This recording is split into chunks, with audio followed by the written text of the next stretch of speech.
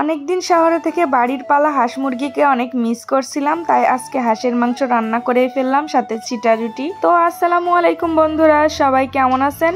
অনেক দিন হলো গ্রাম থেকে শহরে চলে আসছি। আর আগের ভিডিও যারা দেখছেন তারা জানেন আমি গ্রামে থাকি। বাড়িতে হাঁস মুরগি কবুতর পালন করেই আমার সময় বেশ আনন্দেই কেটে যেত। হাঁসের মাংস বেশি পছন্দ করি, তাই নিজের পালা হাঁস মুরগি থেকে যখনই খেতে ইচ্ছা করতো তখনই হাঁস রান্না করে খেয়ে নিতাম। কিন্তু চাকরি পাওয়ার পর শহরে এসে হাঁসের মাংস অনেক বেশি মিস করছিলাম, তাই কয়েকদিন আগে আপারা গ্রামে গেছিল, সেখান থেকে আমার জন্য একটা হাঁস নিয়ে আসছিল।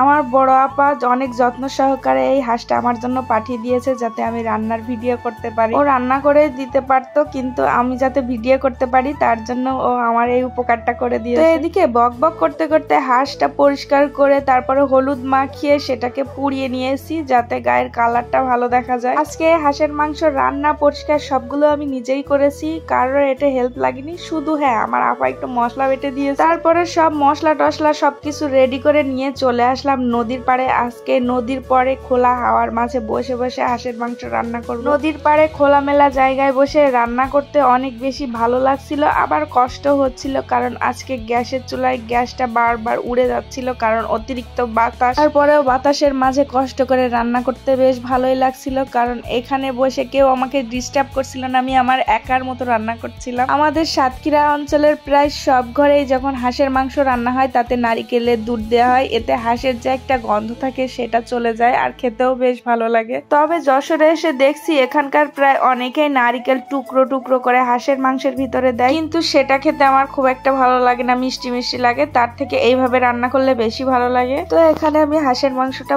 সম্পূর্ণ বাটা মশলা দিয়ে কষিয়ে নিয়েছি। ভালো করে কষিয়ে নেওয়ার পরে তারপরে একটু নারিকেলের দুধ দিয়েও আরো খানিকক্ষণ কষিয়ে একদম তেল বের করে নিব। নদীর পাড়ে এখানে রান্না করতে করতে হঠাৎ দেখি পেছন দিক দিয়ে কচু বাগানের ভেতরে একটা কুকুর ঘুরে বেড়াচ্ছে, তাই দেখে তো আমি একটু ভয় পেয়ে গেছিলাম, কারণ এই সময় সে ভদ্রভাবে একটু কামড়ানোর ভয় থাকে। তো এবার আমি আবার রান্নায় মন দিলাম। আমার কষানো প্রায় শেষ, কষানো টসানো হয়ে গেলে এবার দিয়ে দেবো খানিকটা ঝোলে। যেহেতু অনেকক্ষণ ধরে কষিয়ে নিয়েছি তাই আর বেশি ঝোলের পানি দেবো না, অল্প একটু পানি দিয়ে বেশ ফুটে গেলে তারপরে একটু গরম মশলা দিয়ে খানিকক্ষণ ঢেকে রেখে দেবো। হাঁসের মাংস রান্না করতে যতটা এক্সাইটেড তার থেকে আমার হাঁসের মাংস দিয়ে যে চিটা রুটি বানানোর ইচ্ছা আছে সেটার জন্য বেশি উৎসাহিত। তাই হাঁসের মাংস রান্না শেষ হলে সেটা রেখে এবার বসলাম আমি চিটা রুটি বানাতে। তার জন্য প্রথমে চালের গুঁড়ো নিয়ে তার মধ্যে সামান্য 1 চিমটি লবণ আর একটু পানি দিয়ে ভালো করে একটা ঘনও না আবার পাতলাও না একটা ব্যাটার তৈরি করে নিয়েছি। ফ্রাই প্যান চুলোয় বসিয়ে আমার রং করার জন্য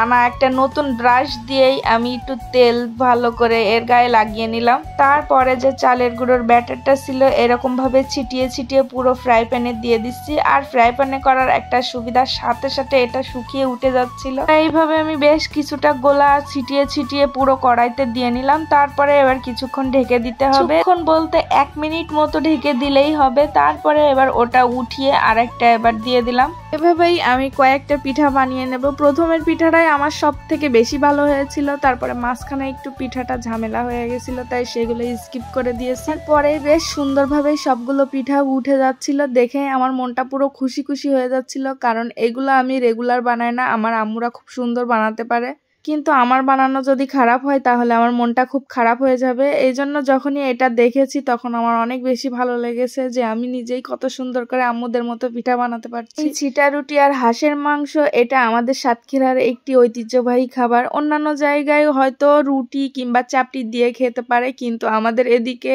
এইগুলো হাঁসের মাংস চিটা রুটি দিয়ে বেশি খাওয়া। আমাদের কার কার এরকম হাঁসের মাংস দিয়ে চিটা রুটি খেতে ভালো লাগে সবাই কমেন্ট করে জানাবেন। আজকে হাঁসের মাংস আর চিটা রুটির ভিডিওটা আপনাদের কাছে কেমন লেগেছে? যদি ভিডিওটা ভালো লাগে অবশ্যই একটা করে লাইক দিয়ে পাশে থাকবেন। আল্লাহ হাফেজ।